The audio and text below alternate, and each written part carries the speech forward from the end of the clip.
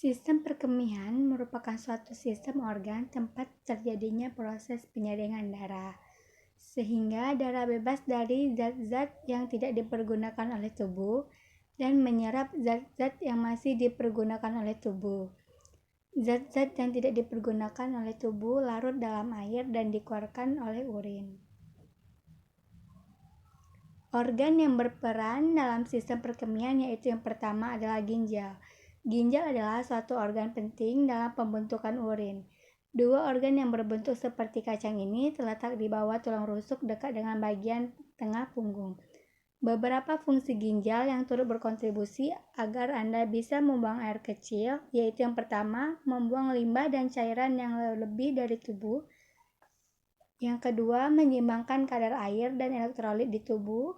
Yang ketiga, melepaskan hormon yang mengontrol produksi sel darah merah.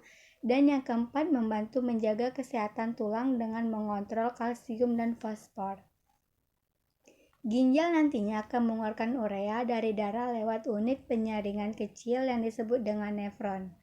Setiap nefron biasanya terdiri atas bola yang berbentuk dari kapilar kecil yang disebut dengan glomerulus dan tabung kecil yang disebut dengan tubulus ginjal.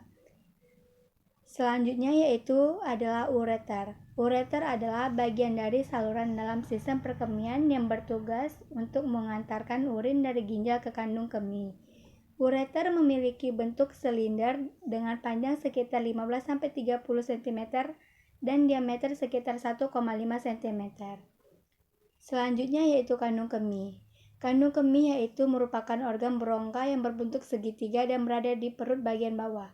Organ ini ditahan oleh ligamen yang melekat pada organ lain dan tulang punggul.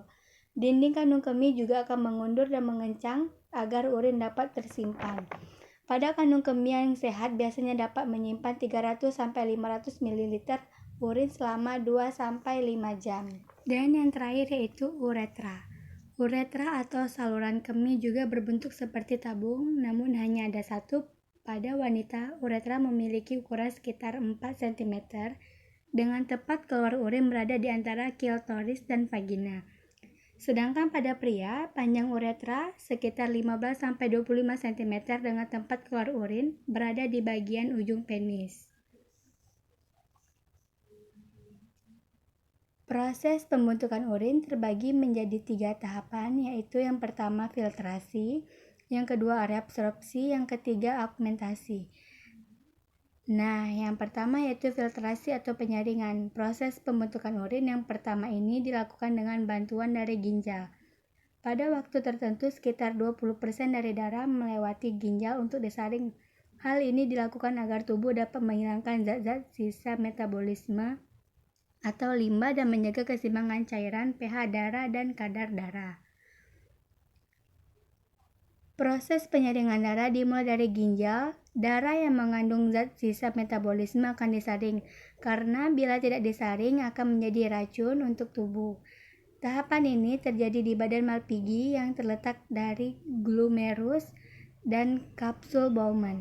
Glomerulus bertugas menyaring air, garam, glukosa, asam amino, dan limbah lainnya agar dapat melewati kapsul Bowman.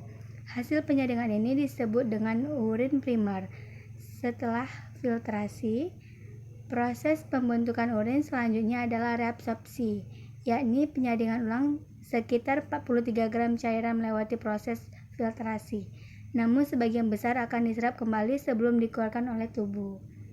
Penyerapan cairan tersebut dilakukan di tubulus construs maximal nefron dan distal dan collectivus. Zat-zat seperti air, glukosa, asam amino, natrium, dan nutrisi lainnya akan diserap kembali ke aliran darah di kapiler yang mengelilingi tubulus. Setelah itu, air akan bergerak melalui proses osmosis, yaitu pergerakan air dari area yang berkonsentrasi tinggi ke konsentrasi lebih rendah. Hasil dari proses ini adalah urin sekunder. Tahapan yang terakhir yaitu sekresi atau augmentasi, yaitu tahapan terakhir dari proses pembentukan urin. Beberapa zat mengalir langsung dari darah di sekitar tubulus distal dan tubulus collectivus. Tahapan ini juga menjadi bagian dari mekanisme tubuh untuk menjaga keseimbangan pH asam basa dalam tubuh. Ion kalium, ion kalsium, dan amonia juga melewati sekresi seperti beberapa tahapan ini. Hal ini dilakukan agar beberapa senyawa kimia dapat seimbang.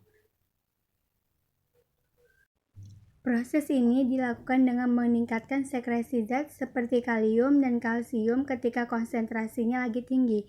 Selain itu, penyerapan kembali atau reabsorpsi ditingkatkan dan mengurangi sekresi ketika konsentrasinya rendah.